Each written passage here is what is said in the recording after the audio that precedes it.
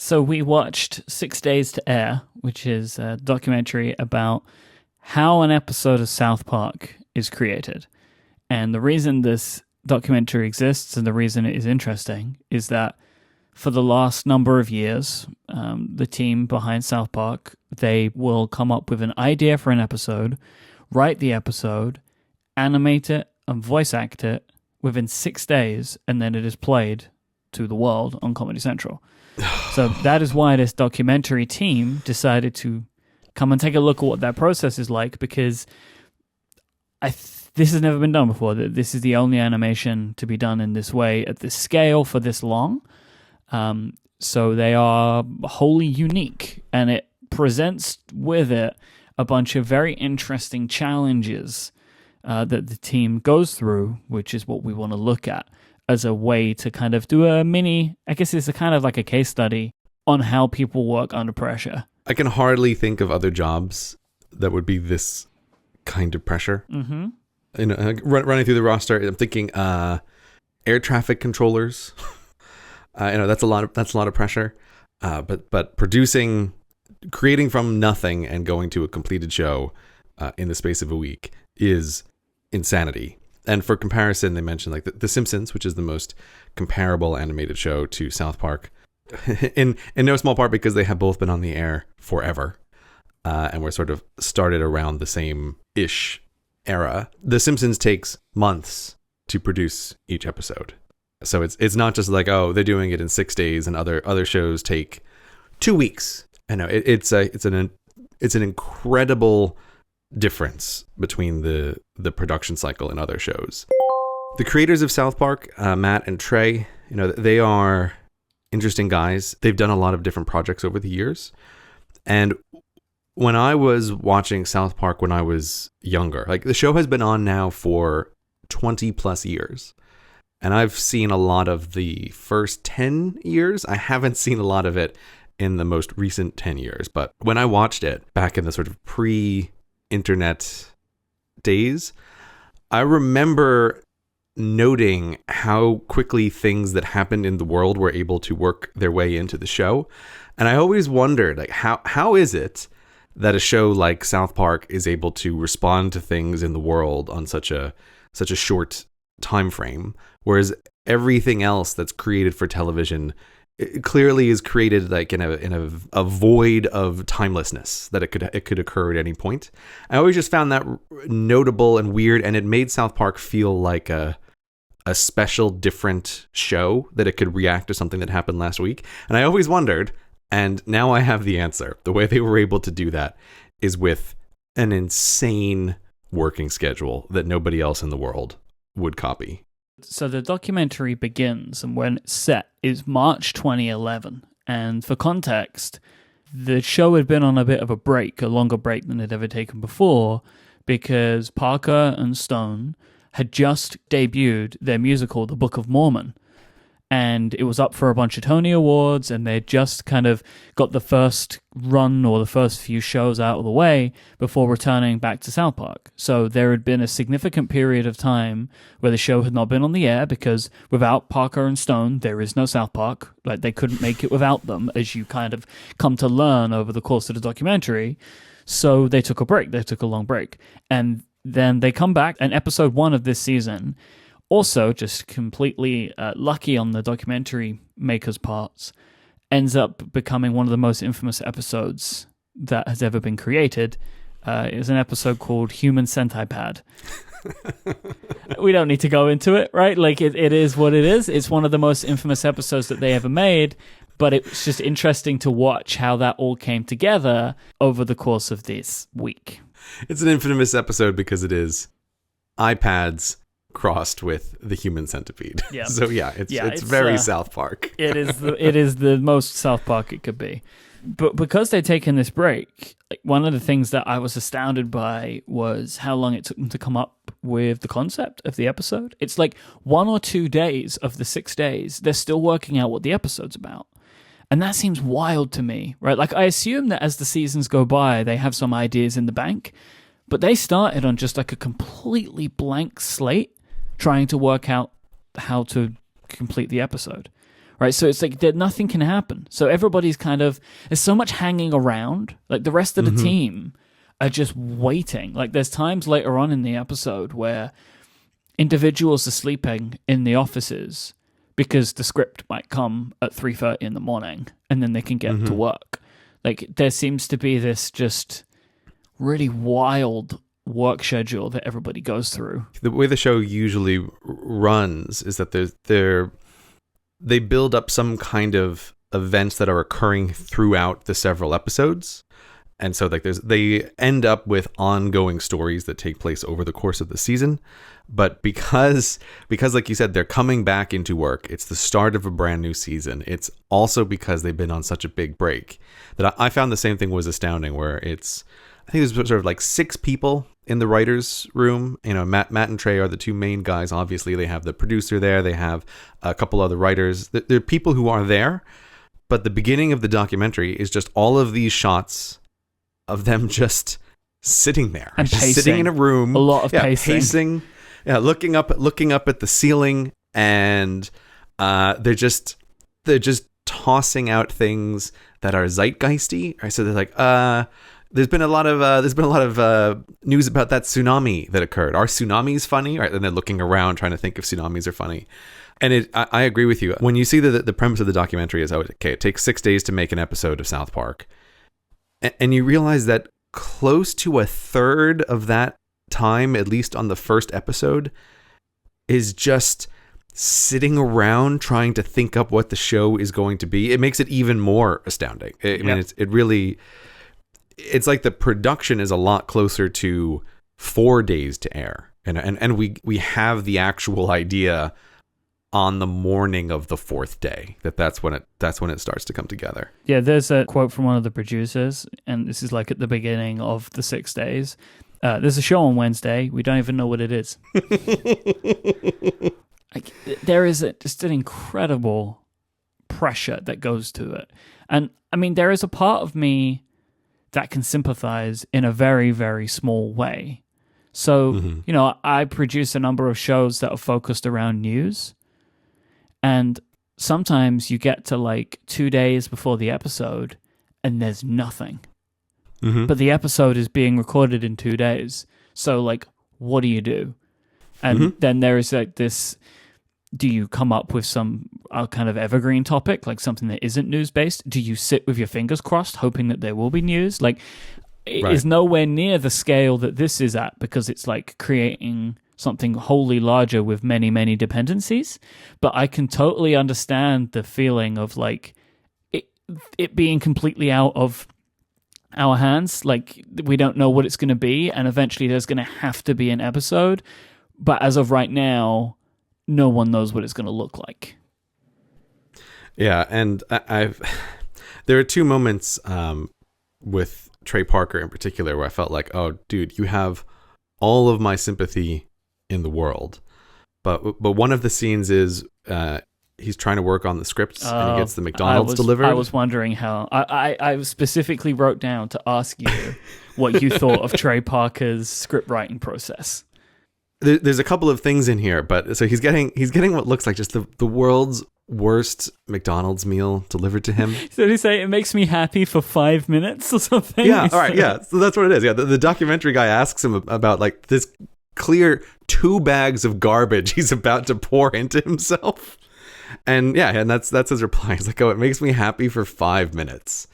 And just talking about how At this point, it's a little bit after they have come up with the actual idea, but he still needs to sit down and turn it into a real script. And I have a lot of sympathy for that behavior of like, oh, he's doing something that he knows is self-destructive, but it's bringing him a little bit of joy in the middle of what is a miserable process, because he clearly hates the script writing thing. And it's this, unlike the writer's room where they're trying to come up with the ideas and there's people and he's bouncing stuff off and you can see that he's much more lively there. The script writing process is like, well, it's just Trey Parker sitting in a room with a computer with no one. Yeah, it was wild to me that he writes it, just him. Like, they have writers, but they're not writers in the sense of, I don't know what the term is, but like when I think of writers, like, oh, they're writing the whole episode.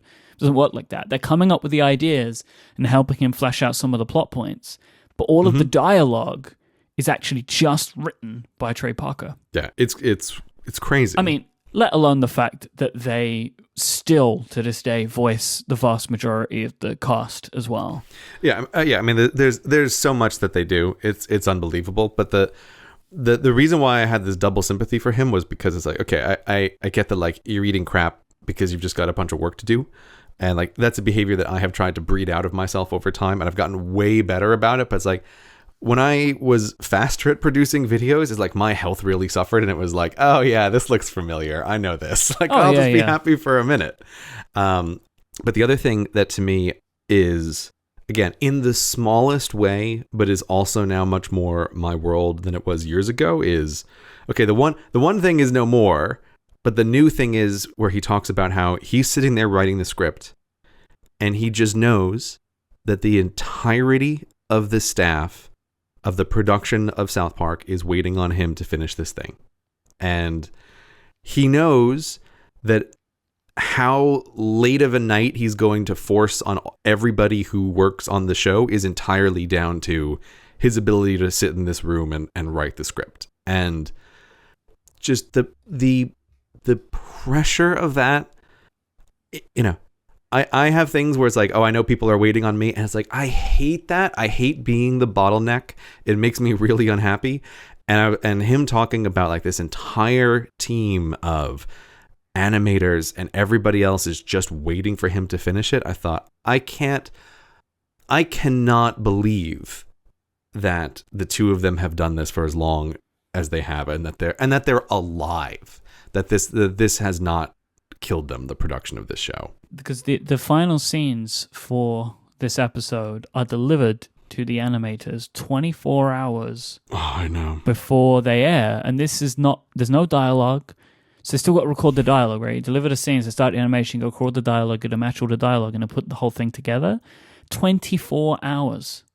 Like, I love there's this one moment at like the 36-hour mark where this is the first time this has happened. The producers are looking for Trey Parker. They're like walking around the studio and like, where's Trey? Like, they're trying to find him because they know just how horrifically late they are at this point. Because like, it seemed like this one, as being the first episode, was particularly bad, right? Like they pushed it on particularly late in the whole process. And like, another thing that I thought I wanted to see what you thought, is when he's talking about the script and he's still got like 5 scenes to go or whatever. And he's like, I have to cut so much of this. Like, he's like, I've not finished, but I know what I have here is a 40-page script, which is like a 40-minute episode, and we have to deliver a 25-minute episode. And he's just like, I have to take it all out, and it's going to suck. And it is really interesting to watch as the week goes on, to watch Trey's confidence start to fall. Like, by the end, he's just like, this is the worst episode we've ever done. Yeah. And he's being legit, right? Like, it doesn't seem like he's joking. No, but this is sort of legendary that the two of them, but particularly Trey Parker, always feel this way. That's like, oh, this episode's terrible. But I think it's also just like, you've been so intensely involved in the thing in such a short period of time that all you can see are the bazillions of its flaws. And I think this is pretty famously, there's an episode of South Park that they did, which is a crossover with World of Warcraft that was actually produced with the very people who animate that game. And my understanding of it is that they thought that episode was so terrible, they came as close as they've ever come to actually pulling it, to saying like, we're not going to air it at the last minute, and like, we'll just have to run a rerun in the space. And of course, like that went on to be one of the most famous and acclaimed episodes that they've ever done, is that episode. But it's like, you can see he is crushed every time at the end of these episodes. But the thing that kills me here is, this is just the start of the season. I feel like I have watched two men live a year's worth of life in 6 days. And it's not like, oh, it's over, go take a break, guys, enjoy the weekend. It's, oh no, the next episode is starting up right now. Yeah, they get one day, right? Which I assume is not a day off. Right? not in any normal sense. Yeah. But the other part where I just had such sympathy is when they're still in the coming up with the ideas phase in the first 2 days where they really just don't have anything. And Trey mentions how he's like, I'm going to try to get away and just not think about this for a little bit. So he goes home and turns on his Xbox to just turn off his mind for a little bit. But the ad on the Xbox is South Park coming this Wednesday, right? At this point, it's Friday and he's got nothing. I love that because it's like that's so cruel, right? Like he can't escape because everything, because it's at the size that it is that by this point it's everywhere, right? Like, and it's no escape from it. Oh, it's And as you mentioned, I think this documentary happened at the exact magical right time. Yeah, because there was probably no season of South Park promoted more than that one.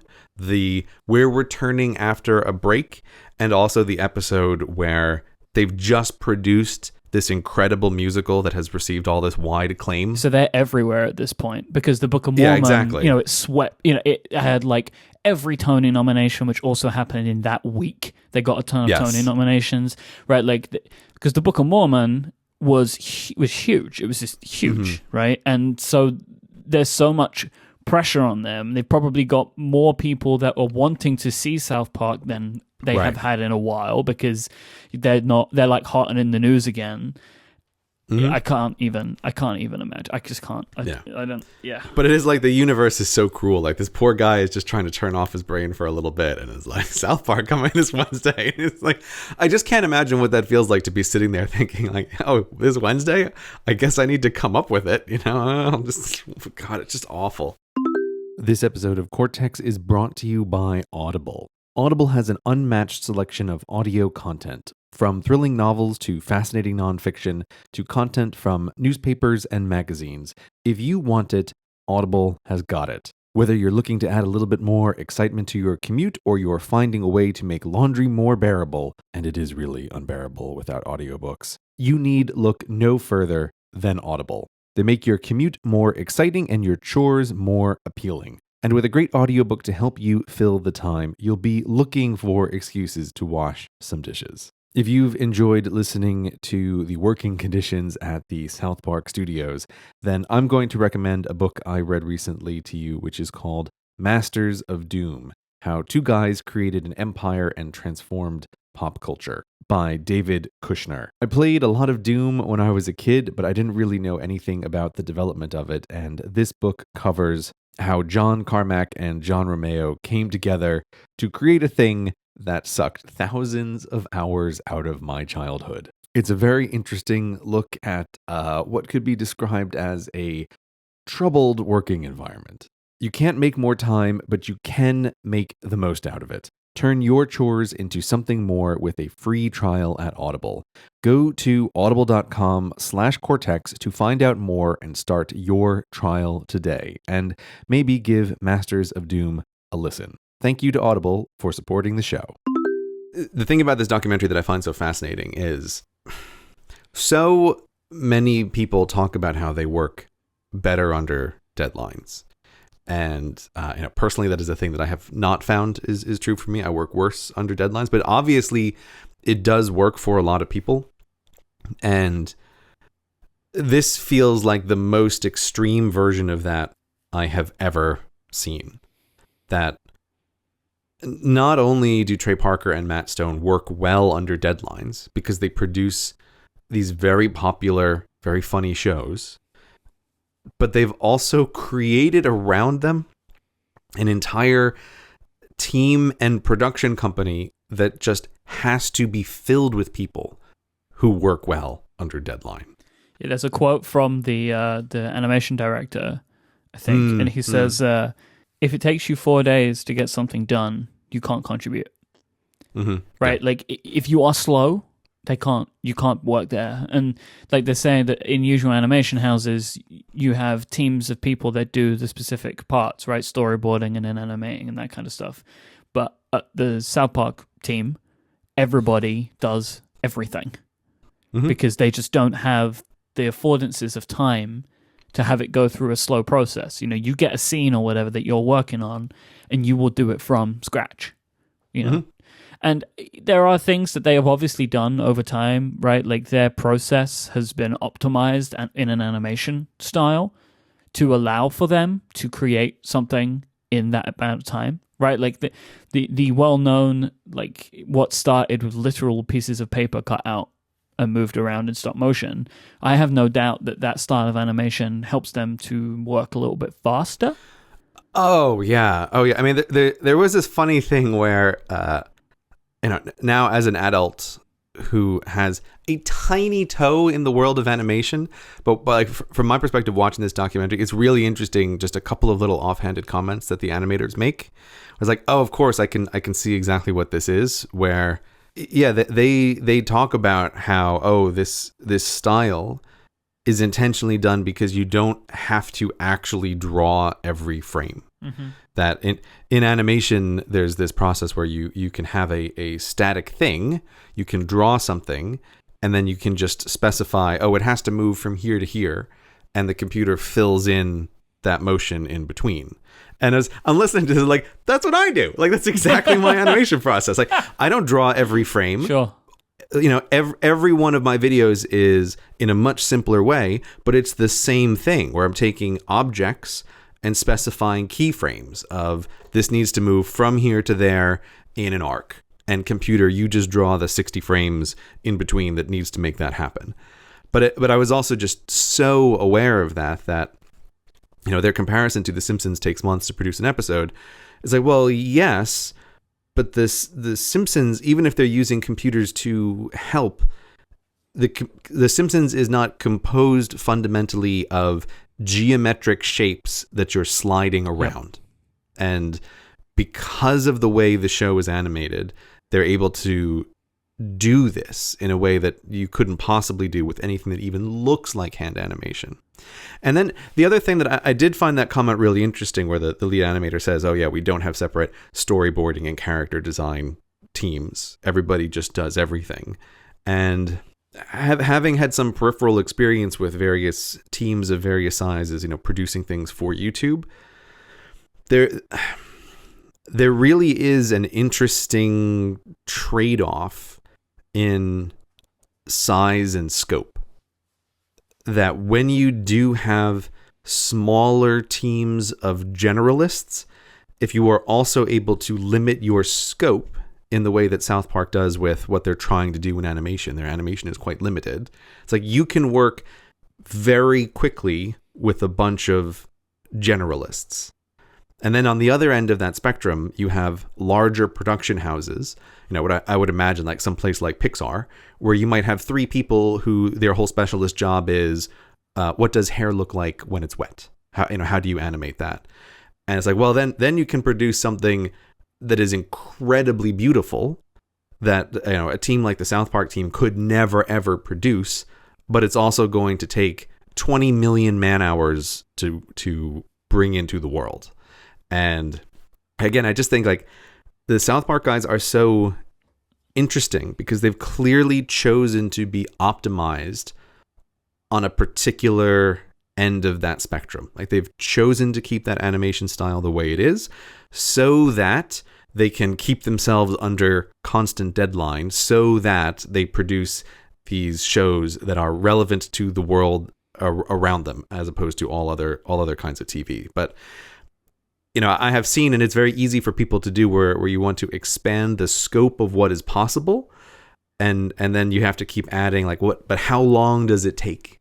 And that's the thing that they've clearly designed everything to stay nice and short. And in fact, there's a little part where they talk as well about how they've shortened the process over time. And like kind of accidentally though, right? Yeah. It was interesting that they were talking about the production of the technology, that they're like, oh, we used to use these incredibly expensive $30,000 machines, and now it's just an office full of iMacs, that the machines have gotten fast enough and the animation style has remained simple enough that it's pulled down the amount of time even further and further that they need to produce one of those shows in terms of the animation. And yeah, it it is crazy to think that the last 24 hours is when the vast majority of the animation actually occurs. Like it's just insanity.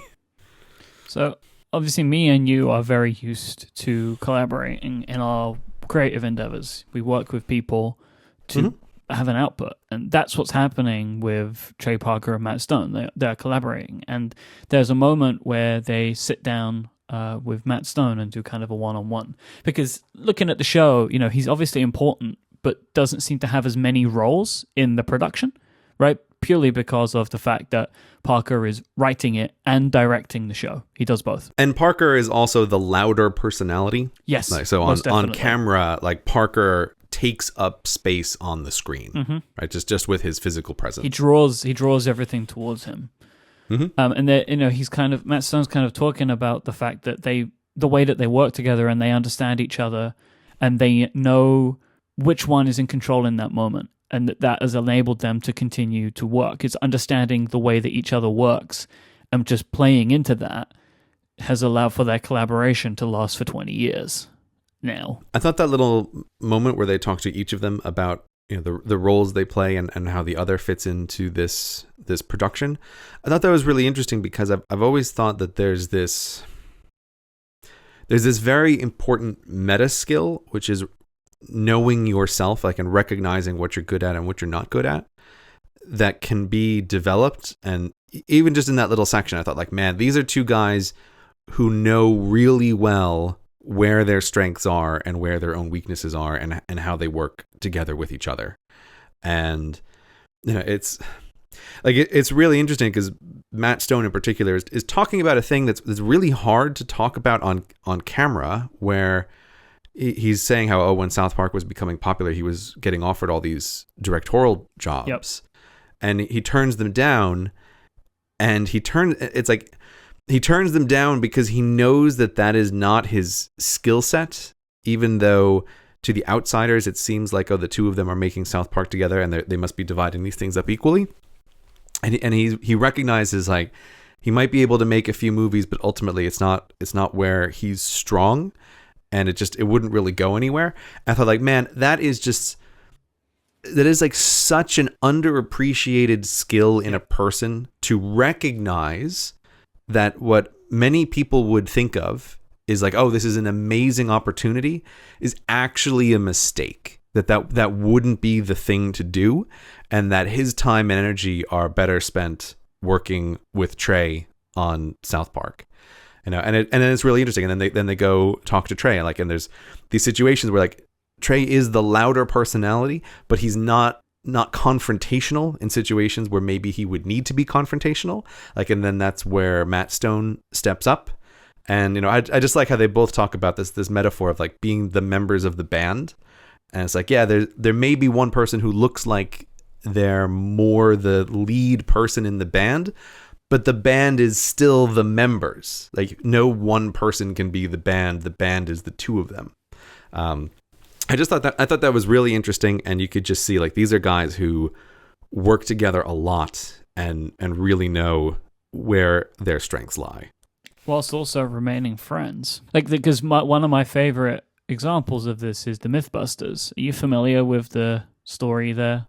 No, but I'm not sure what you're talking about here. So they, especially Adam Savage, gives more interviews in this because he's more of a public person. He is someone who has remained kind of in the spotlight since Mythbusters ended. And he said this: it's in fact they're not friends. They seem to not particularly like each other very much. One of the quotes that Adam Savage mentions a lot is that they have never eaten a meal alone, and they work together for 10, 15 years, something like that. Mythbusters was on the air for a long time. Yeah, but before that, Adam Savage worked for Jamie. Like, that's how it started. Like, he was an employee at his prop shop. And they can work together incredibly well. They know what the other one is thinking. They have a kind of like a language between the two of them. Apparently, they argued and debated about every single point, but always at the end, one of them knew that the other was right. And that was the way that they worked together. And it's so interesting to me because I can't imagine that environment. Like, I only work with people that I consider friends. I couldn't imagine being in that way. But what's going on is the same thing, right? Like, they just know how the other one works. So, like, whether they're friends or not, it doesn't matter, because what you actually need to know is to understand yourself, understand the other person and their needs, and then you can work together over long periods of time. I think people assume that you should have to be friends with someone, but I think that they are a good example of why you actually don't need to be. You just have to have the fundamentals of what you'd consider a friendship, but they don't actually have to result in being friends, which I just find that comparing to these two is just very interesting, is that it's all there. It's the same thing as there. They know the strengths and the weaknesses and they play to that. They don't overstep and they work within their boundaries. It's the same thing. I didn't know that about Mythbusters, and I'm willing to bet that I don't know, like, I don't want to say annoys, but I bet that's a thing that bothers a lot of people. I think it does. Yeah. When you're watching a show, it's like you want to think that they're friends and that they're hanging out.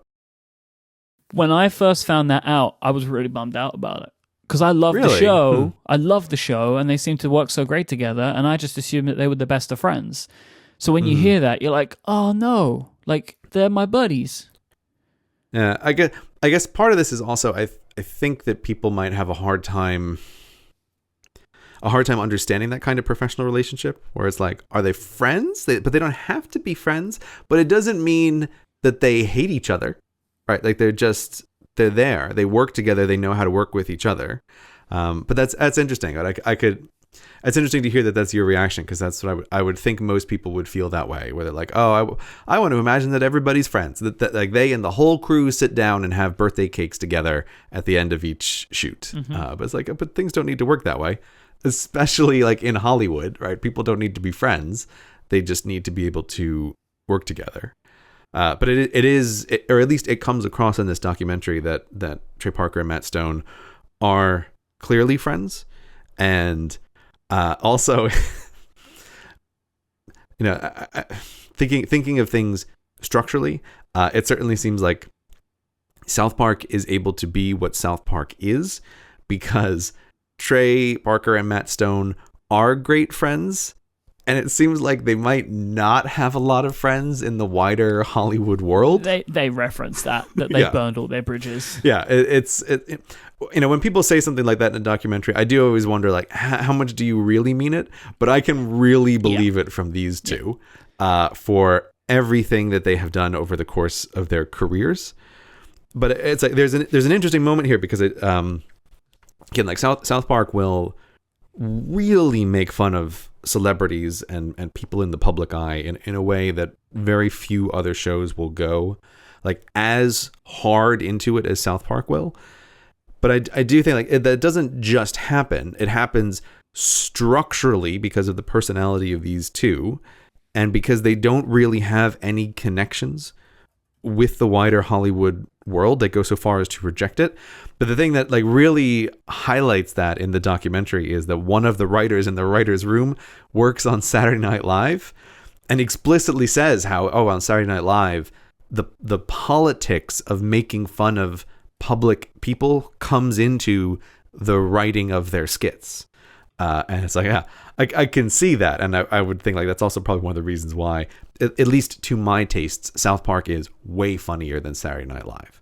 And it's because Saturday Night Live is structurally constrained by the kinds of jokes they can make. Because if they're making jokes about public figures, they can bet they're not going to get that public figure to host the show. Or if they're making jokes about the public figure, they have to be within a certain bounds. They can't go too far in one direction or another.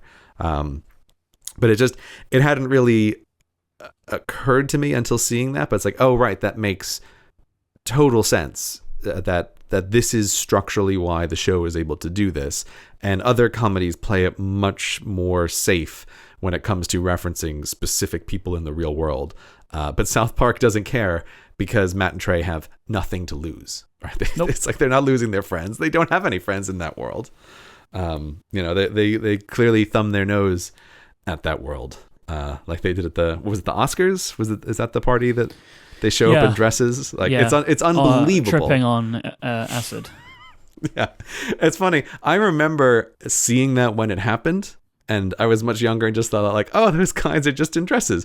But watching the clip now as an adult, particularly Trey Parker, there's a moment where it's like, dude, you are so clearly high and on drugs. Like, I cannot believe you're just showing up to the Oscars like this. But yeah, that's how you don't make any friends in the professional world. But yeah, so it was very interesting to watch, seeing that whole process, seeing how long it takes to come up with the ideas. Just as someone who's watched the show, it's also very interesting to watch the writer process where you can see them start to play with the ideas and they start to do the voices, and you can see them like come together with the puzzle pieces of what the show should be. Like, I have to say, it was very interesting to watch that develop over time. But towards the very end, the thing that I just could not believe is that this episode was in the end delivered 5 hours before the broadcast time. That's when they got the final render out of the animation, and it's like they hand a tape to a guy who brings it to the machine that's going to broadcast it across Comedy Central, and it's like with a 5 hours to spare, it's unbelievable that they do it. There's just some guy puts it in his car and drives it over. I know. It was like... So, and I bet it still works that way. You know, they're just putting it on a DVD and taking it there.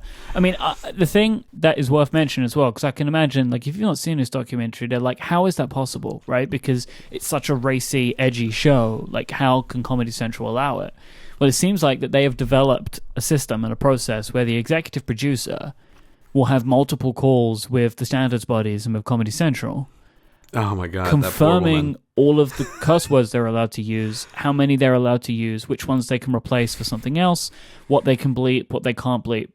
And it ends up in just these wild phone calls that you overhear with, and the executive producer's name is Anne Garofino. And it's so funny to just watch her reading these lines in like a totally deadpan way. She's using a boring corporate voice to discuss the details of exactly how graphic they can be with their human centipede. And then it's just like, well, happy Easter, Bob, right? And click. Yes. Yeah, she's like, what? It's something like that, right? Is it happy? Is it something like that? Yeah. Just wishes them like a great afternoon. It's just so strange. But you can imagine, after 20 years, there is an element of trust that's built up.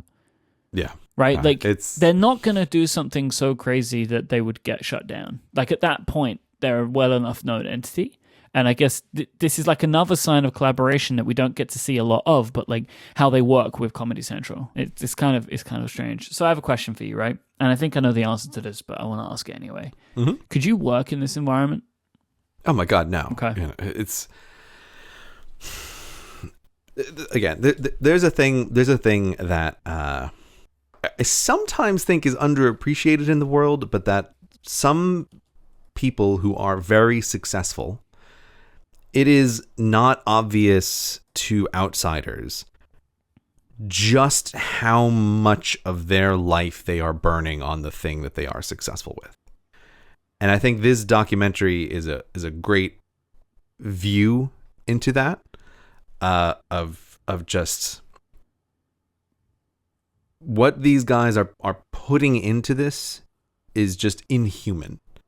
And then when you add on top of it like other side projects that they do, successful musicals, other movies, the video games, like all of this other stuff, it's just crazy. But it gets them such an amazing level of success. And we were discussing last time about the question a little bit about, just because you put in the hours doesn't mean you're successful. Even if a genie could come along and could say to me like, if you put in the hours, you could be as successful as these two. Is that something you would want to do? I would say no, because this is a place where I do know myself, and I don't work well under deadlines. I couldn't possibly dedicate as much inhuman time and energy as they do into this. So I feel like I know myself, and that I am much happier with a much diminished relatively level of success for for not having to produce episodes within 6 days and having to stay up until 5 a.m. and pulling these all-nighters and eating sad McDonald's and all the rest of it. It's just, I couldn't possibly, even if it meant it came with all the rewards that it does. Would you, Myke? Would you take that deal? Contrary to almost everything else about my personality and my disposition as a human being, I have always worked and thrived in crisis situations. Mm-hmm. So, especially when I was working at the bank, if something went terribly wrong, if there was something that was going wrong, I could and always did work very well in those environments. Like, everything's crumbling down, how do you fix it? To the point that, like, if a team member was having a crisis, I would want to be involved in it to help, because I kind of thrived on that pressure and the kind of impending disaster. It's very strange because there is nothing else about my personality which would indicate that I would enjoy this, but I did. Yeah, but I think this is a trait that some people just have. Yep. And I think you have it. And you know, it really doesn't gel with anything else about the way that I work, because, you know, I could be a nervous person, I can be a worrier. Like, it's very strange that I have those two parts of me, but there they are. So I don't think I could work there for very long, but I think I could do it for a not tiny period of time. I think for a few years I could work in that environment and would enjoy the last 24 hours, and that's why I would keep keep putting it myself through it, would be for the last 24 hours. Mm-hmm. But I think I would burn out after maybe 2 or 3 years of it. Like, I don't think I could do it for long, but I think it's something that I could enjoy. Not that I ever want to work in an environment like that necessarily. I'm not going to seek it out, but if I was in it, I think I would enjoy it. But you don't think you could do it for 20 plus years? Most definitely not. It's wild. People doing anything for that period of time, the same thing, is astounding to me. You know, I used to work with people that have been in the same jobs, in the same places for 30 years, and I think it's an unbelievable thing, because I couldn't do that. Like, I wouldn't be able to stay just doing the same thing. And I find it astounding that they have kept the same roles that they've had for 20 years, basically uninterrupted. That is a commitment that I don't think I could have to something like that. I agree with you there. But I've got to say, Myke, I'm glad you mentioned this a while back as a thing that we should watch. I feel like I'm really happy that I saw it. Mm-hmm. I hope for the people who did watch it that they found it interesting, even if you're not necessarily a fan of South Park. And I would be curious if the listeners out there do know of any other documentaries in this kind of genre of following people at work or people who work on interesting things. I would love to hear some recommendations. Yep. Because I can't think of anything else that's like this off the top of my head, and I'd be very curious to see some more. We could just do a rewatch of The Office. Is that what you're asking for? No, not quite. No, okay, no. Okay. I'm looking for something that's real. Wait, hang on a second. So I have bad news for you, Myke. The British Office is not real. I like the American one more. They're very different things. Yeah, the American Office is more my style of comedy than the British Office. Today's episode of Cortex is brought to you in part by Indochino. With Indochino, you can say goodbye to generic, off-the-rack suits and instead enjoy the wonder of custom suits tailored to you at a fraction of the price that you would pay if you went to a tailor. Indochino is the world's largest made-to-measure menswear company. And hey, they haven't gone unnoticed. They've been featured in GQ, Forbes, and Fast Company because they make suits and shirts made to your exact measurements for a great fit. They have a wide selection of high-quality fabrics and the option to personalize all those little details. The lapel, the jacket lining, the monogram, and much more. It's so easy. You just pick your fabric, submit your measurements, place your order, and 3 weeks later, or less, you'll have your new custom-made suit.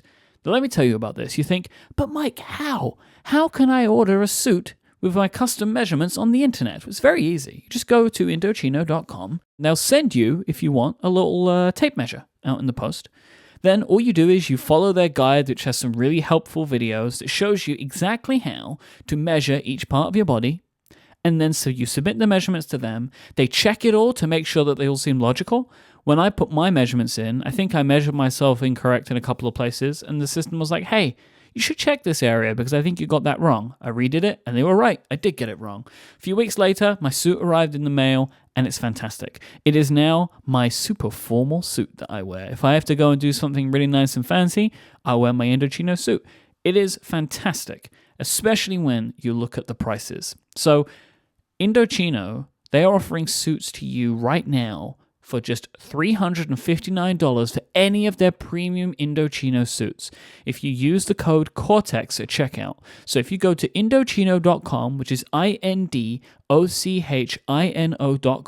and use the code Cortex at checkout, you can get any premium suit for $359.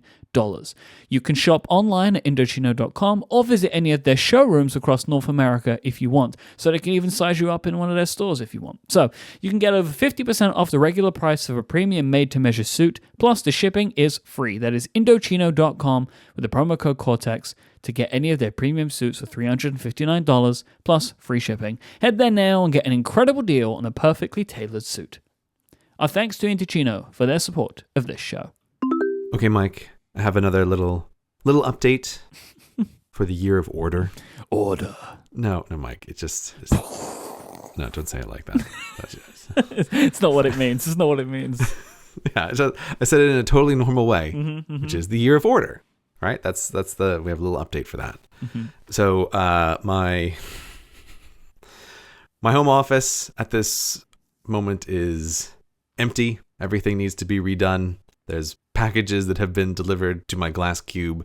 All of that is underway. I want to get that stuff finished. Are you up to 3 desks in the cube now, or are we still at 2? There's 2 desks. Oh, why do you ask this much? I love it when I just make a silly joke, but it ends up turning into like there's actually something really going on. Yeah. You're rallying me already. Now, there's 2 desks in the glass cube, and I think that there are going to end up being 2 desks in the home office, but I need to settle on that a little bit more before that happens. Hang on a second. No, we don't need to. We spent so much time talking about like the specifics of the one purpose of the home office. If it has 2 desks, there's 2 purposes.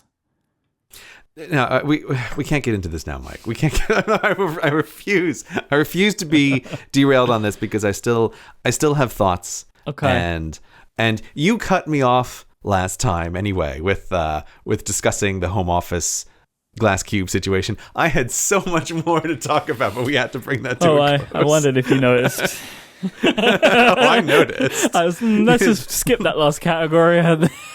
Yeah, I'm no fool. I know exactly what you were doing. There was much more to be discussed. You have touched upon it now, but you know what? I'm refusing to talk about it. I'm gonna let it percolate. I tried to direct you out of that. Right? That was me being the director. It's like it's time to move on. Very subtle there, Myke. I didn't notice at all. So anyway, we're just gonna skip that. Okay, but, this is my punishment.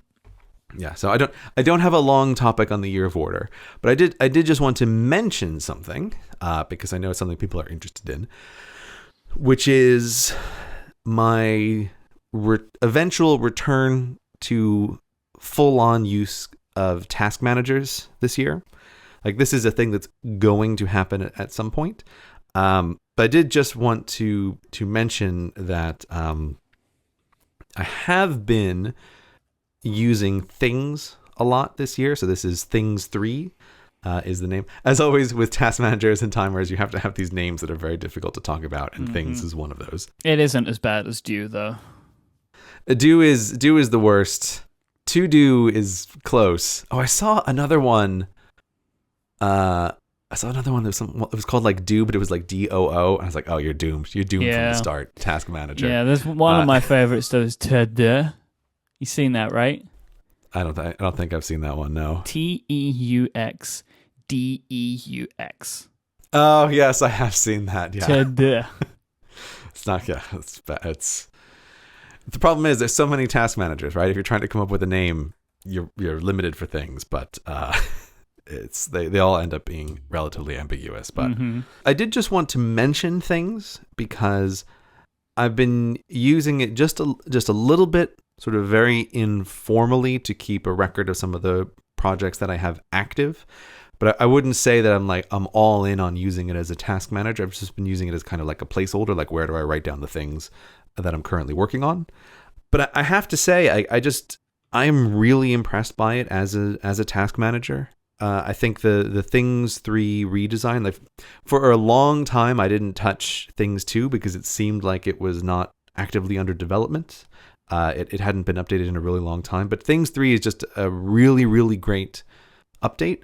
And I know on the show previously I have said that my sort of default task manager recommendation, if I don't know anything about a person, is to just use Clear and say like, oh, just run with Clear. But since I know they have a new one in development, but it isn't available yet.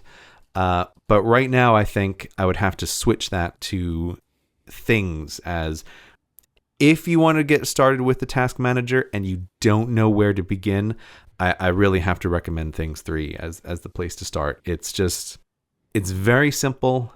It's very beautiful, and it has a couple of really clever features in it that are things that I originally thought like, oh, I don't know about this, but I have come to love and wish that other task managers do. Like this, there's one thing that is just so simple, but when you're laying out a project, Things gives you this option to create little subheadings. And those subheadings aren't tasks. They're not anything. They're just a way that you can group something into different areas and say like, oh, all of these tasks go under this heading and all of these tasks go under this heading. And it's so nice and freeing to have a visual distinction between things that doesn't also have a meaning, right? Like these things are not sub projects or anything like that. It's just, oh, here's some visual separation between these different tasks. What does this visual separation mean? Nothing. It means nothing at all. And they have a very simple way to specify tasks that you should be doing today, which a lot of task managers have, but they have an additional nice feature, which is you can specify, oh, this task is for this evening, and it just moves it down to the bottom of the list. Just a lot of really, really nice touches. And I have to say, I'm very impressed with it, and I like it a lot as a simple task manager that isn't completely stripped back. I don't know. Have you played with it at all, Myke, or are you totally unfamiliar with Things? No, enough of my friends have been gushing over it that I decided to give it a try. I know Tichi likes it a lot. Tichi and I were talking about Things. Yes, and that's why I decided to give it a go, just because of how much he's been enjoying it. And I know that Steven tried it and he liked it, but it ultimately didn't work for him. And I've played around with it very little, but I know it's not the right app for me, just for a couple of reasons. The main one being the way in which you select dates and alerts is so cumbersome. It feels very clunky to me after having used Todoist for so long, because Todoist, it's all natural language, and once you get used to typing in take out the trash at 4 p.m. # personal, and then what that does is takes the task, puts a reminder in and an alert for 4 o'clock, and it puts it in my personal project group. That's wonderful. And all of that. In Things, you're hitting a bunch of buttons and hitting a bunch of drop downs, and their repeating task UI is not good. I love the design and some of the thoughts behind it. I mean, it is a beautiful iPhone app in which Todoist is kind of like just a decent looking cross-platform application, right? Like, that's how it looks. Even decent there, I feel like that's no, it doesn't. No, but it's fine, right? Like, it's not offensive because it's so plain. I'm not saying it's offensive, but it's not great. It's not great. But ultimately, what I'm looking for in my task manager is the functionality that I want, as opposed to the design. And whilst Things design is wonderful, they're missing a bunch of things. I mean, and also, like, whilst I don't use a ton of it, like, having the web API stuff is important to me now because I like to have things going on their own. And just as an option for the future, I don't really want to shut that sort of stuff off. But yeah, I've tried Things. I don't know if it would be my recommendation for people. But I can see why it would be somebody's, if that makes sense. Like, it's not what I would give. I would still recommend Todoist, especially because Todoist you can try for free. I don't even think Things has a subscription plan, and it is in the world of applications, a relatively expensive application, and you have to buy it on all platforms individually. But it is beautiful, and if you really care about design in your applications, like you really, really care, then this is probably the one you should try. I agree that I would have a hard time if I had to use that as my main and only task manager forever. That the limitations I would find really frustrating. But there's two things here. I always find it an interesting thought experiment about if you had to make a recommendation and you didn't know anything about the person, like what would you recommend? If you knew someone was going to buy a Mac, but you didn't know anything about them, like what would you recommend as the default Mac? Like, it's just an interesting thought experiment, and I feel like Things is my task manager recommendation. If I didn't know anything about the person, what would I do? I would do that. But also, I just want to recommend it because I have really enjoyed it, because I think that there are times when the limitations are helpful. It's the very fact that Things is lacking some of the more complicated features that has, while I'm still feeling out the edges of what does the year of order mean, it's forcing me to be more limited in what I'm actually keeping track of right now. And it's the same reason why if someone has no experience with task managers whatsoever, I always recommend someone just starts with paper. Like, just get a notebook and paper and write things down, because you don't even know where you want to begin, and like force yourself with the simplicity of that. Before we move on from this topic, do you have any thoughts about OmniFocus 3, like the upcoming announcements and stuff of OmniFocus 3? Yeah, well, this is one of the questions, right? If I can't stick with Things for forever, where am I going to go? And we see on the horizon there, OmniFocus. And the thing I love about OmniFocus, their strongest suit as always, is hiding from you the things that you can do nothing about right now. That to me is such a killer feature. It's why I always come back to OmniFocus, and I'm always happy when they publish their roadmap at the beginning of the year, because of course I'm intensely interested in what they're doing, and especially having been away from task managers for so long, I feel like I'm coming back to it with different eyes. One of the things I'm really, really glad to see that OmniFocus is doing is they are finally getting rid of the concept of contexts and replacing them with tags. I feel like that is a huge improvement, so that you can have a task and you can put an arbitrary number of tags associated with it, rather than having to pick a single context, which they discuss in their blog post that this is a thing that as time has gone on, that people who are unfamiliar with getting things done have a hard time understanding, like, this concept of what is a context supposed to be. And I've always argued that I think as time has gone on, one of the ways that getting things done has not held up is this idea that your work is so clearly defined by the physical world, and like that was what contexts grow out of, is this idea of these physical constraints. It's like, we just kind of don't live in that world anymore. I think this doesn't make sense for most people the way it used to. So I gotta say, I am really, really glad that they're bringing in tags and they're ditching contexts. I'm super happy about that. There's a bunch of other great features. I like it. It looks like they're improving notifications. They're changing around the design, which I think can be improved. They're working on automation. Of course, I always love automation.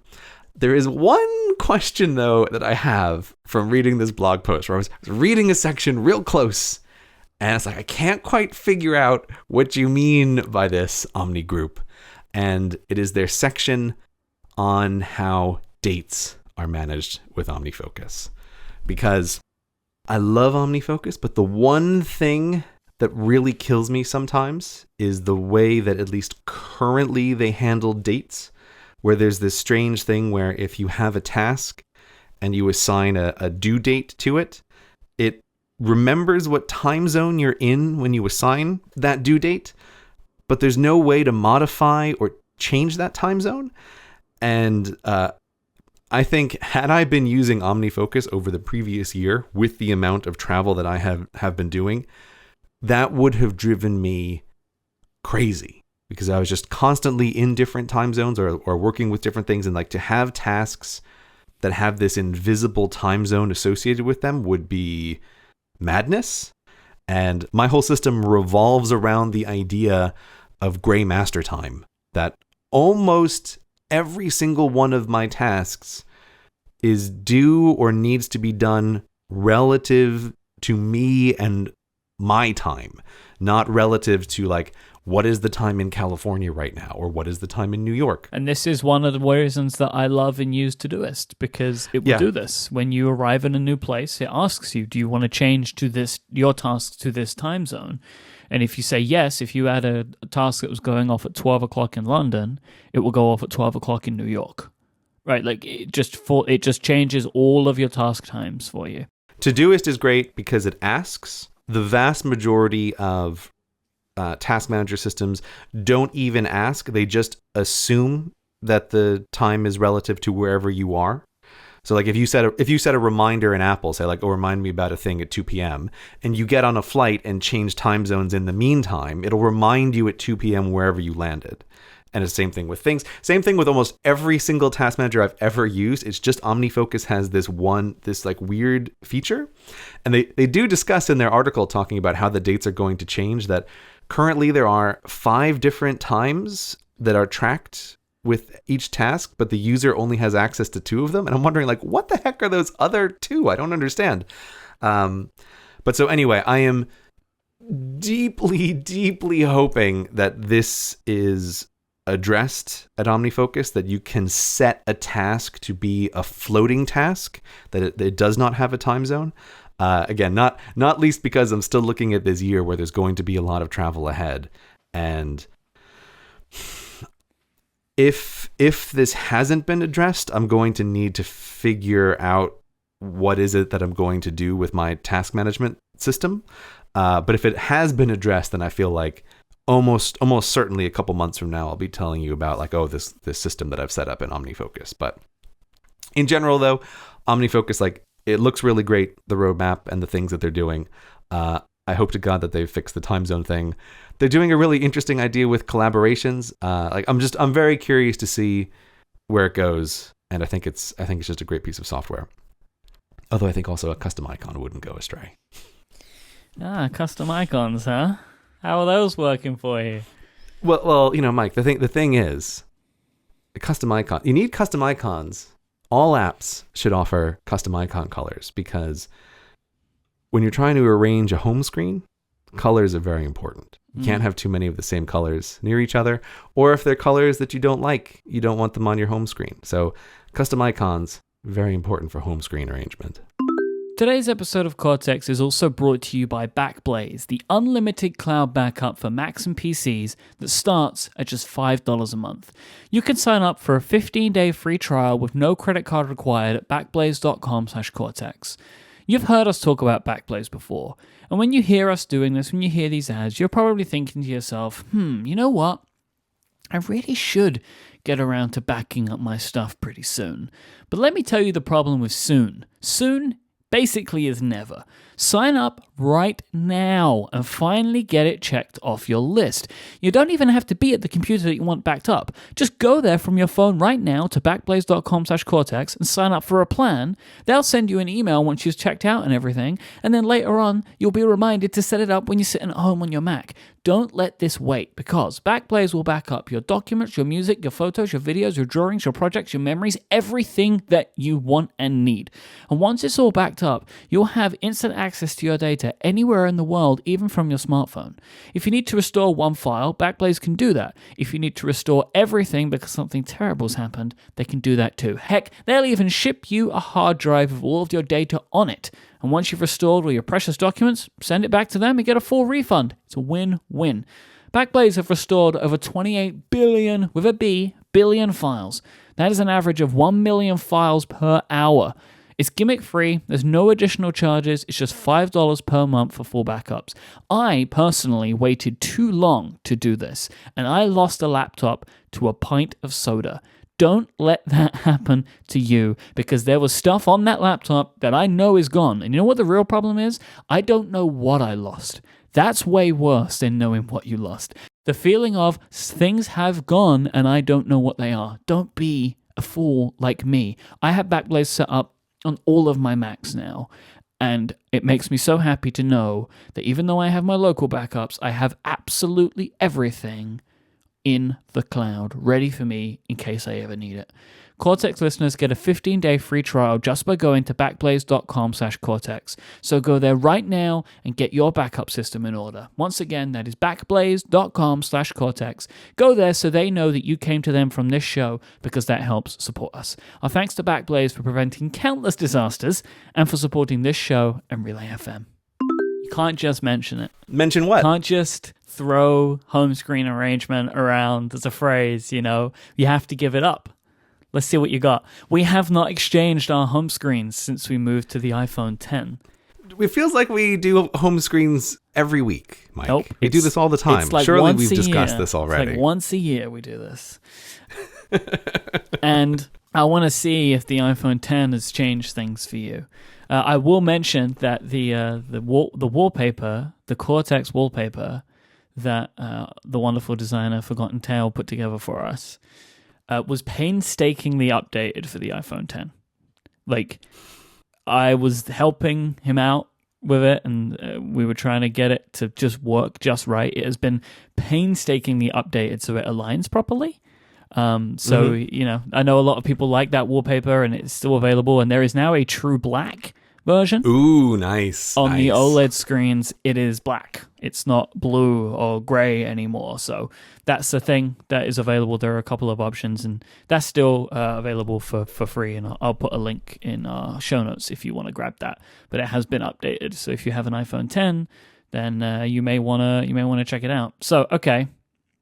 Let's exchange home screens here. Okay, Myke, I've shown you my home screen. It's time for you to show me yours. Oh, you've done a whole big thing again. Oh my gosh. I haven't done a whole big thing. I have not done a whole big thing again. And what you have just sent me, you have no right to talk about ugly. Yeah, I do. This is terrible. No, you don't. This is terrible. Yours is what terrible. You've done here. Yours is really. No. I'm like, I feel like we're starting all over again. This is like the first time we exchanged home screens. My home screen looks like how people's home screens look. There's a wallpaper and there's a bunch of apps. Yours is like, here's a grid of 12 smack bang in the middle of the phone. Yeah, your home screen looks like people's home screens look like, which is what garbage looks like. Mm-hmm. It's not a comparison. You're like, oh, my screen looks like most people's. Because I always peer over everybody's shoulders to see what their home screens look like. And most people's home screens make me want to vomit. And this is very busy, Myke. This is a real busy screen. It's just a full screen. It's what should very, be on there. Fill it up. It's very colorful. This is a special members-only Relay FM wallpaper that I have. So if you want to get that wallpaper, you have to be a Relay FM member. We have a whole pack of wallpapers, and this is one from the Remaster podcast that I do. And I love it very much. It's nice and bright. I spent a lot of time trying to get it aligned. It's not perfect, but it's as close as I can make it happen. Yeah, here's the thing. I like the remaster artwork. Retro video game thing, globe. It's sort of Tron-y and also Epcot Center-y. It's the remaster artwork, one of the best artworks on the whole of the Relay network. I don't like that you've just zoomed in on the central part, so that it's just this is how the gross, wallpaper is. This purple. isn't the artwork. This is just the wallpaper. You've chosen this. No, and I'm not a fan. Not a fan at all. I think it's really ugly. I never expected you to be a fan, but I think that you are working with some grotesquerie right now with this situation you've got going on. Why is everything in the middle? Okay, I don't understand. Hold on. Can I wait before we get there? We need to focus on you for a minute. Okay. Okay, it's ugly. We can just get past that. We can move past that. Move past that. I mean, look at it, Myke. It's like you're trying to pick all of the colors in the world because you've also gone with a custom pCalc icon, which has the rainbows around it. Yeah. It's you've chosen icons to make more colors all over the place. I like color. Yeah. Again, clown vomit. The only one you've actually gone the other way with is the bear icon. You've chosen the black and white bear icon. No, well, see, you don't choose the icons. Fancy. I choose the theme. And then the icon. I wish they would separate those two things. Because seriously, want, like, the bright Bear blue developers, if you're listening, that the fact that you have to choose your theme and your icon at the same time and they have to match is crazy. I want a big bright blue bear icon and the true black theme in the inside the application. Right, that's what I want. Mm-hmm. Yeah, I have definitely moved back towards all color again. I'm in an all color season for whatever reason. It's the reason for the colored season. That's where I am right now. I can't explain why. We're getting very Wonka here. Okay, it's the season for colors. Mm-hmm. Okay. Why is it so full? Like, why have you felt the need to use up every single space? I'm a busy guy. I got a lot of things to think about. I need access to stuff immediately. It has to all be there. I mean, there are a couple of applications that I don't necessarily need on the home screen, but then it's going to throw it out of whack balance wise. Right, I have like maybe one or two that I would move away, but then there's always a bit of balancing. You know, that's understandable. So there are a couple in here that I probably don't need to be there, but I look at my home screen every now and then and I evaluate, and there is nothing I would take off that screen right now. Okay, and I mean, we have covered many of these apps many times, but I also feel that this is there's a few on here that I have no idea what these things are. What is Pipedrive? Oh, Pipedrive is a sales management CRM tool. Oh, that's right. Okay, yes. That's my big grown up adult application. Right. We've discussed that. My corporate sales app. Right, with the mandatory lowercase letter logo. Okay, great. Yep. What is Anchor? Okay, so Anchor is an audio social network. They are a sponsor on Relay FM, and I've been playing around with their application. So okay, all right. So that makes sense. That's for work. Into it too much, but yeah, it's a cool app. I like it. Okay, and Canary? I don't know Canary. Canary is my home security system. Oh, right. Okay. Right. So that's the home security camera. Little Buster, we call him. Right. That makes sense. Yep. We bust the criminals. We call him Buster. That's his little name. Right. Busting criminals all day. He's crime busting. It's usually just me walking around, though, honestly, at 1:30 in the morning. He's busting you. Got me again. I see you're also a cool guy who's on not one, not two, but 3 test flights with these apps. What can I say? See that? See the Instagram one up there? Look at me now. I'm super fancy. No, I know. That's the thing. It's like, ooh, you're on the Instagram test flight. Isn't somebody fancy? I know. What can I say? These people just need my good opinions, you know? Yeah, what am I supposed to do? Go. They certainly don't need your good design opinions, though. That's for sure. Oh, yeah? Yeah, okay. Yeah. They don't need that at all. Look at this just expanse of disgusting just darkness with these. I couldn't possibly icons. I couldn't possibly look at this purple monstrosity all day. Folders with one application in them and a bunch of dots. I've been doing that for years. It never looks any better, Gray. It doesn't get better over time. I look at my home screen and it's barely changed. You have such a misbalance of color as well. Like the 3 like green applications, and they're all kind of spread out weirdly. And then there's green in the maps icon. Yeah, no, yeah, I'll give you that. The green is a thing that needs to be worked on. But that is partly Bear's fault. Like I can't choose the color bear icon that I want, which has like knock-on effects. So yeah, I agree. This screen is not what I want the final version of it to be, but I think it is clearly way better than your disgusting home screen. I disagree. What are you using Filmic Pro for? Okay, well, hold on. Let me paint a word picture for the people, Myke. No, so people that the listeners can understand. No, because you're going to paint it nicely. People need to just go to our show notes and open this horrific image that I've been put in front of my eyes with just this weirdo square of applications sitting in the middle of this screen. It's such a waste. Such a waste. Yeah. So rather than junk up my home screen and take every available slot, like I'm some kind of app hoarder, I have chosen instead to do a little bit of a 4x4 grid of apps on my phone. I don't need all of those slots occupied. Space is a luxury, Myke, and so I have luxurious space on my phone. How are you doing this, by the way? Well, what you're asking here is I have the grid centered on the phone because with the iPhone 10, and with the OLED screen, black backgrounds just look fantastic. Like the black levels are great. It makes everything else pop. And that's always a thing I've really liked about the backgrounds that I choose, is trying to pick backgrounds that highlight the applications, that don't detract. And I don't know if I'm going to stick with it indefinitely, but I have been enjoying the pure black background as a novelty with the iPhone X. And because it's pure black, it now allows me to use that trick where you can put fake icons above the actual apps. So all I did was I made a fake icon in Workflow where it's just purely black color, and then I added that to the home screen. So there's 4 like dummy apps with invisible names that are taking up the top row, just to move the grid down so that it's centered on the screen. If you can have the invisible names, why do you have the dots there for the folders? I have the dots there for the folders because I think it looks visually like if I could I wish I could add an accessibility feature on iPhone called "Your app names are dumb and I don't want to see them." Especially because they turned off the names of the apps in the dock now. I know. It drives me crazy. Like, again, every time I see the app names, I feel like those app names are there for idiots. And it's like, yeah, anyone who uses their phone any amount of time knows what the icons are. Nobody's reading it and going like, where did my calendar go? No, let music, me read through. Is photos, no audio book ever? No, that's camera. There it is. Yeah. It's so stupid. It's so stupid. And I hate it.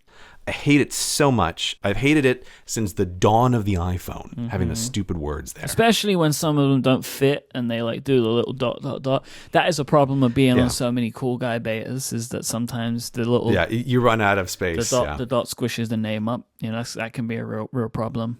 It is, but it really is. Mm-hmm. It really is a real problem. So while in theory, you would think, oh, you hate these words, so you wouldn't want to have anything below the folders, the 4 folders on the top. I find that I tried it by putting invisible names in those folders, but then it just looks visually unbalanced because all of the icons have something below them, these stupid words. So I feel like I need something below the folders. Otherwise, it just looks like there's too much space between the top row and the next row. So I put the dots there because I find them the least visually intrusive.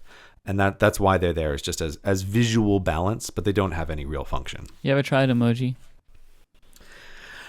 I tried it once, but there's a problem that I'm not a fan of the design of the Apple emojis. I think they look dumb, and I found them just more distracting to have on the home screen.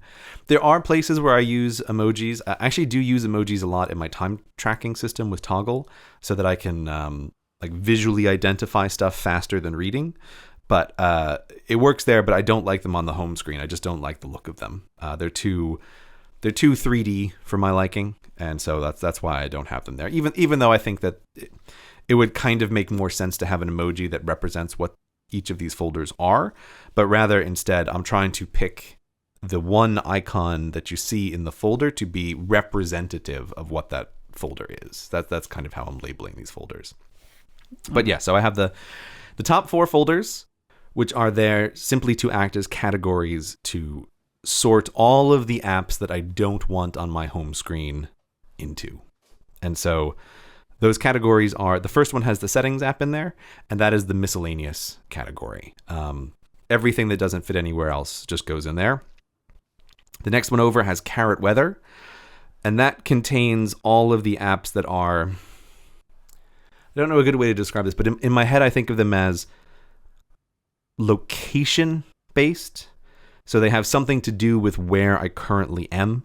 So these are like flight tracking apps or ride sharing apps, or I put the wallet app in there, or if a conference I'm going to has an app, like I put that app in there, or food delivery services, or train ticket apps, like all of that kind of stuff is sort of location based. Do you ever do like a time sensitive promotion of an application to the front page of the folder? One of the reasons I like to have space is so that I can have that bottom row available to put stuff down. And normally when I'm traveling, there'll be 2 apps that will go in that bottom row, and it will usually be on the main screen. On the main screen, Okay. yeah. It'll usually be the flight tracker, and I'm still using Flight Logger as my main one for that. On your recommendation, I did give App in the Air a try. It's interesting, but I'm still sticking with Flight Logger as my main one. It's pretty heavy-handed, but I do like it. It is also definitely better than it used to be. Like if I had to use it, I wouldn't be upset. But I'll put Flight Logger on that bottom row. And then the other thing I'll put in the bottom row, which is sort of silly, but I'll put the wallet app down there because like I don't know, I find when I'm traveling, I'm always real panicky about how long will it take me to access whatever ticket I have in my Apple Wallet for whatever it is that I need. And so I have the wallet available everywhere. Like I have it in the control center, and then I'll put it on the home screen, and then some tickets, but not all tickets, frustratingly, will show up as notifications on the lot. So I want every way to be able to open up that wallet immediately, because I'm always just like real panicky when the guy comes over. It's like, tickets please. Like, I don't know where, hold on a second, I'm the idiot with my phone, right? Yeah, I feel that. Like, so there's a train line in London called the Docklands Light Railway, the DLR. Mm-hmm. Yep. And unlike any other of the tube lines or the kind of TFO rail lines, there's no barriers for this train. And there's no drivers for the train. There's no drivers, but there's a conductor who come up and down and check the tickets. Because instead of doing the barriers, where like you have to have the barrier to press it to get through, you kind of work on a system of I'm gonna touch my Oyster card or my iPhone to the scanner, and I'm going to get on the train. So because they have that kind of honor system, they have a conductor periodically who may come and check. And I feel like such a tool when I double tap my watch and hold my wrist up for this person to scan my wrist to make sure that I touched in on the pad correctly. I feel like such an idiot in those moments. I have to agree. While a lot of the ticket stuff will show up on the watch, I feel socially reluctant to use the watch as a ticket. Yeah, I never do it. It's just because it's Apple Pay, and I use it on Apple Pay all the time. But for like tickets for planes and stuff, I would honestly typically still use the paper one if they give it to me. But other than that, I will always use my phone. I like a paper ticket just in case. You know, you're in such a high pressure situation, right? When you're in the airports, it's like if they're going to give me a paper ticket, I'll take it because I have a backup. I don't print out the paper tickets, but I'll say this. I have never regretted it when someone gives me a ticket. Like if a thing comes up and I need to go to the gate agent. Yeah, never print it, but if they offer to give me it or they give me it at the check-in desk, that's what I'll use for the rest of the time. I will always take it. And there is one real disadvantage, which I think is a real structural disadvantage in an airport, especially when lots of people are using e-tickets, which I'm just aware of. A huge proportion of people are using the tickets on their phone. Like that has really skyrocketed in airports. And the big disadvantage is everyone is real gentle with your phone. And a lot of the scanners are built so that you have to give the person your phone to scan in the ticket. Yeah. And there's this weird, like, people are holding it just on the tops of, like, nobody wants to really grab anybody else's phone. And I really do think that slows things down. But it's also why that's in many situations, like using the watch, it's like, oh, come on. You know, I need to take your whole arm. You have to like awkwardly twist your arm around and scan it's never going to work. But again, I'm very nervous on the lines about having my iPhone ticket ready. Because I don't want to be the person who's holding it up. And every once in a while, I've been so anxious about having the ticket ready that I'm fiddling around with it so much that I'll like lock the phone right before them, and I'm like, oh no, right? And now here I am, like now I'm that guy. Then you become the British person, fumbling around, making little noises. Yeah, it's terrible. But so that's why I'll put the wallet in that bottom space, because like any button, no matter where I can be to get to the wallet, to get to the ticket is what I want as fast as possible. So that's the one folder. The next folder over, which has the toggle timer in it, that's representative of a bunch of apps that I just use for work stuff in one form or another. Toggle app still kind of sucks, right? Yeah, it's not great. And it's probably not very long lived on my phone either, because I I can't trace it exactly, but somewhere in my system, something isn't ending timers correctly. And so I end up with these weird, super long recorded times. That problem in my system is me. Yeah. I'm that problem. I woke up this morning to a 19-hour invoicing timer. Yeah, see, like I'm always firing off timers, so I don't have that problem. But every once in a while, there's some timer where it weirdly thinks that even though I have launched 20 timers in the day, there was one timer from the morning that has also been going on all day long. And I think it's the iOS app that's doing it. But either way, I have it there as a label that this is the folder for work stuff. I don't use it a lot, and I'm probably going to take it off my phone relatively soon.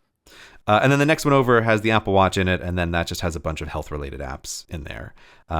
So I have those 4 folders on the top for these sorting purposes, so it does make it easier when I need to manually find an app. I have an idea of where it probably is. And also, frankly, it is like you were saying with filling up the slots on your phone, that you do run into these balance problems of, I actually don't have a ton of apps that I really would want on the home screen. There's lots of stuff that I'm happy to search for. And so the 4 on the top is again, a kind of visual balance thing. I could get away with 1 folder, but 1 folder looked really ugly, and 4 is fine. And I'm looking for more spaces on the home screen anyway. So I don't mind putting those 4 across there. But yes, I will acknowledge that the color arrangement and exact location of some of these apps is not the best, but this is partly coming off of the graycation and not having settled entirely on what the new phone will be.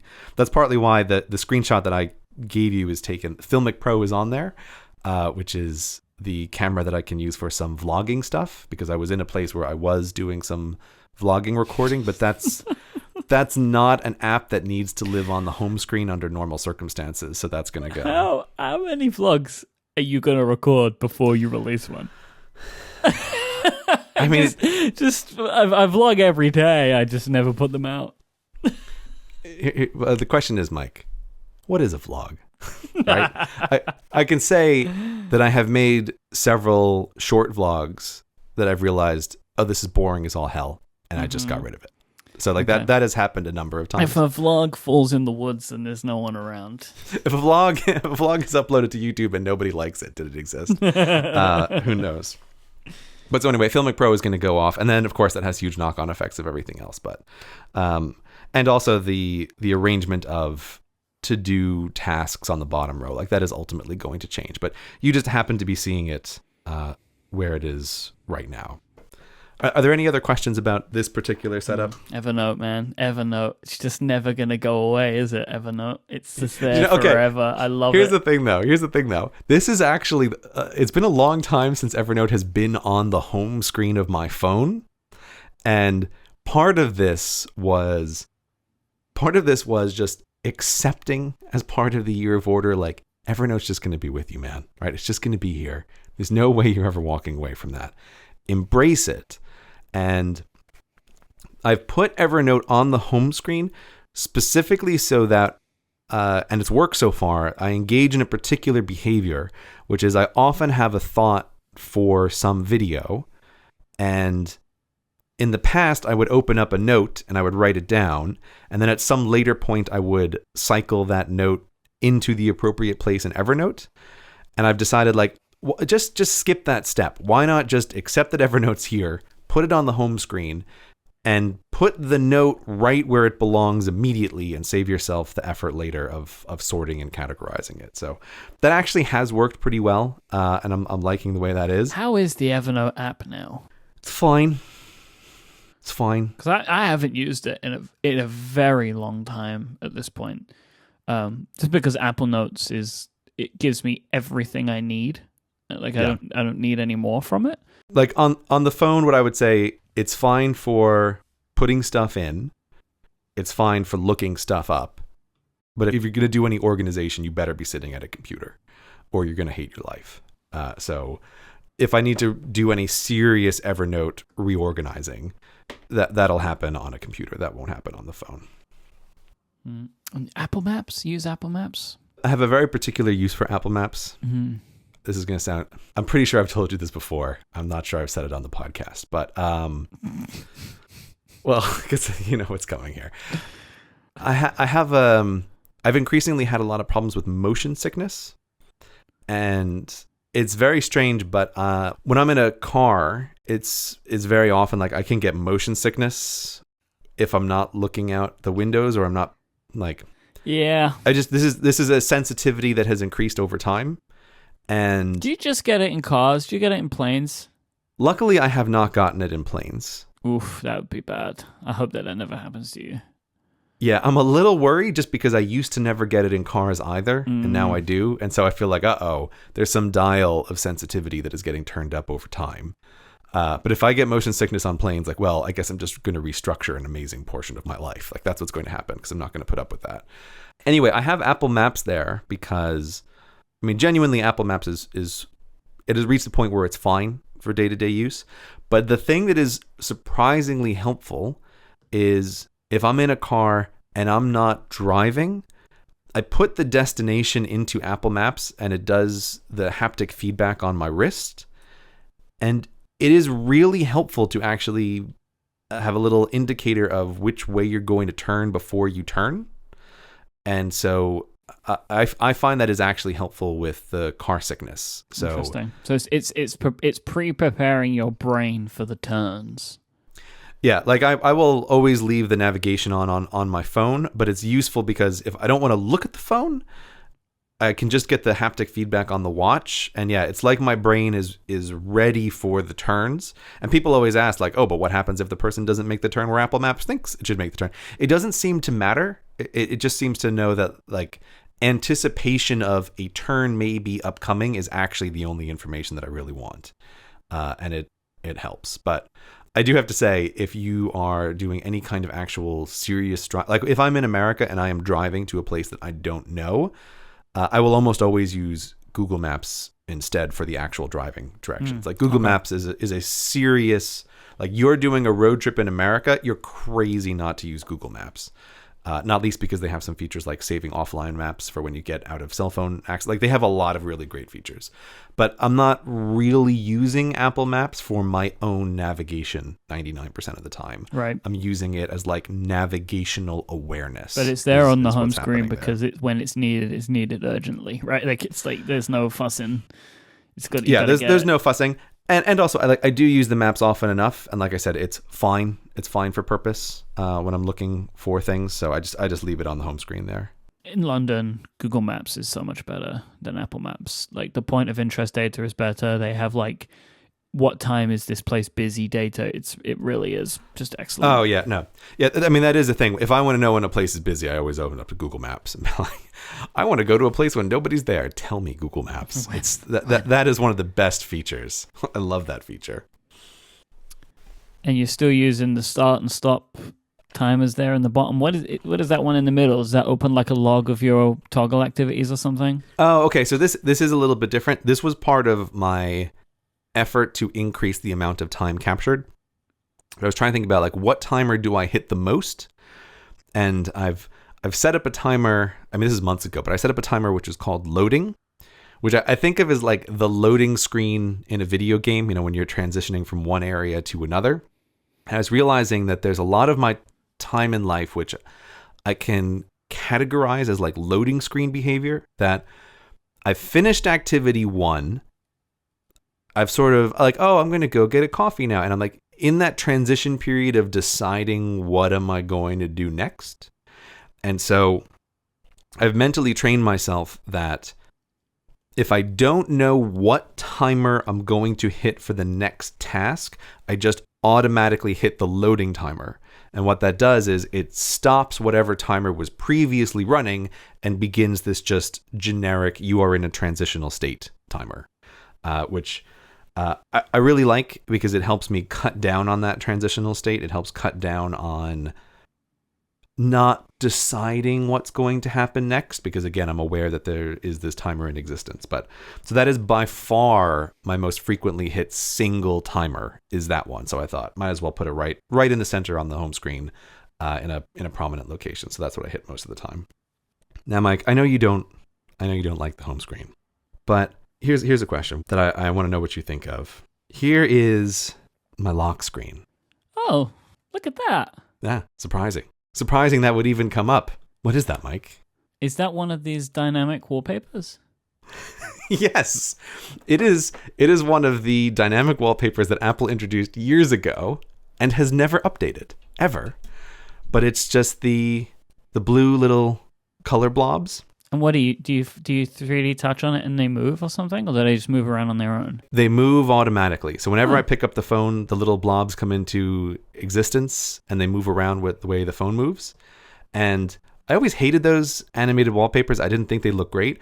But I'll tell you again, with the black levels of the iPhone X, it looks gorgeous. And I always just kind of like having a little bit of whimsy, a little bit of difference when you switch devices. And so this is again a thing, like I don't know if I'm going to keep this, but I like it, and it's fun for having the new device. But yeah, I like it. I like it a lot. And I was just curious if this was going to get Myke approval or disapproval. I think that there are better options for what you're doing, but I like that there's something going on. So like with the iPhone 10, they added a bunch of these 3D touchable dynamic wallpapers, like shifting colored sands and stuff like that. They're pretty interesting. I don't use them, but they're fun. Yeah, but the problem is they require an action on your part. That's true. Right? Like you have to I'm going to now 3D press my lock screen to see a thing move. How many times are you going to do that? I like that this just happens automatically, that they just show up and they move around, and they've made them very reactive to subtle motions in the phone. Oh yeah. So I like it. I'm trying it out now, and you move it around and it all goes wild. I don't think I would like that. I originally thought I was going to try it for this and the home screen. And there is a nice touch that when you unlock the phone and you swipe up, it'll keep the bubbles in the same spot when you go to the home screen. But turns out that I hate that. I can't believe you even thought about it. Yeah. Well, I tried it for maybe a day, and then I was like, "What am I doing? This is terrible." You say mine's clown vomit. They're like clown trousers. Yeah, it would be no good. There was also a multicolored one which I was trying for a while, and then I eventually settled on the blue as my personal favorite. So I like that. I think it's interesting to do, and it looks great on the new phone for the lock screen. But I have one more thing to show you, but I just need to grab something from the other room, so I'll be back in just a second. Okay.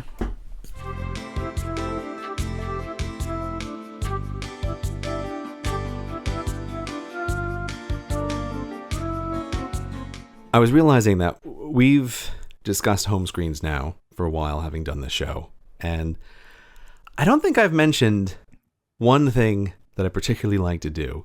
So I'm going to show you. I can't show it on my phone because I don't have it set up right now, but I'm going to show you how I set up my iPad when I was on my winter vacation. What are you laughing at, Myke?